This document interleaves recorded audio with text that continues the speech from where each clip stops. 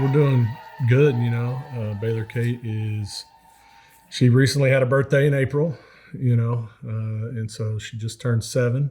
She did softball camp and basketball camp, which was big because that was like the first time she's been around her peers and without one of us, like right by her side. And for her to be back at her school with all of her friends, she was really excited.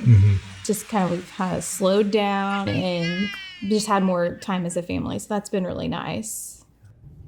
If the staff are here, you have a message for them, what would you like to say to them? Oh, gosh. Yeah.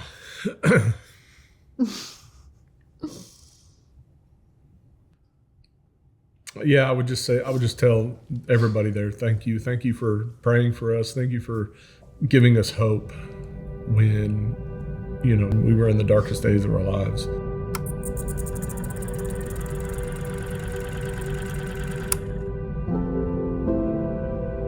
Before we had an extended stay in the hospital, Baylor-Kate was sick, and then she ended up getting pneumonia. And so we went to our primary care doctor, and things started getting worse. And so on November 2nd, Emily decided to take her into St. Francis Children's. Come to find out, she had mycoplasma pneumonia.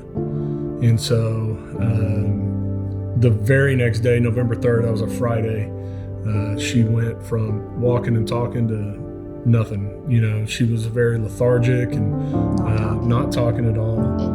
In pain. We didn't know what was going on.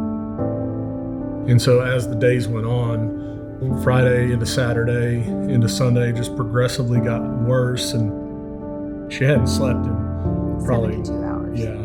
And she woke up, her eyes were crossed, and so it was finally at that point that they decided to do an MRI. And when they did the MRI, they found out she had meningitis. When you hear the word meningitis, you're like, you think the worst because it could ultimately mean death. So they started treating the meningitis and the encephalitis, and we just felt like we didn't have a clear plan of action. She wasn't getting the treatment that she needed to get, and so we just kept trying to be an advocate for her.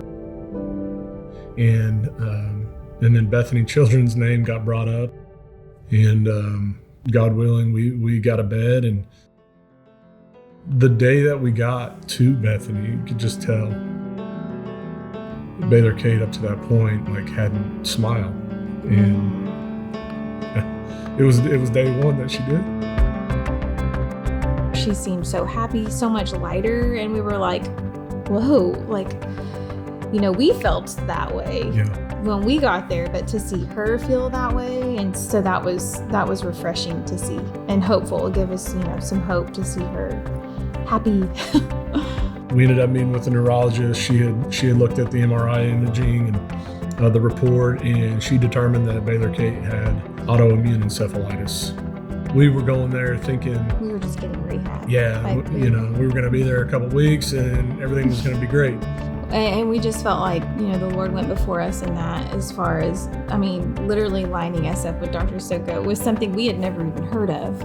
And it's something she was specialized in. So we felt extremely blessed. And she prayed over Baylor-Kate, prayed for our family, as did so many other, therapists and doctors. And it was, nurses.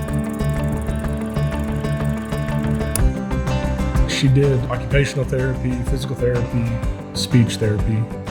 It wasn't until December 25th, Christmas morning, when she started talking again. For her to start talking, telling us who were in the pictures in her room, and so we didn't know if she remembered them, or we said it was our Christmas miracle.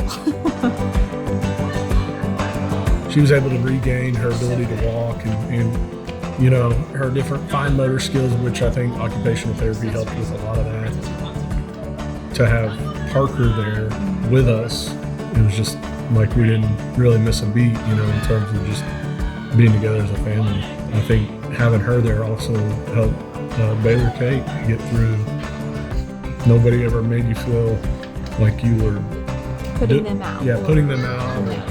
And they loved our girls. I mean, you could just tell they loved our girls. They loved our family. We loved them.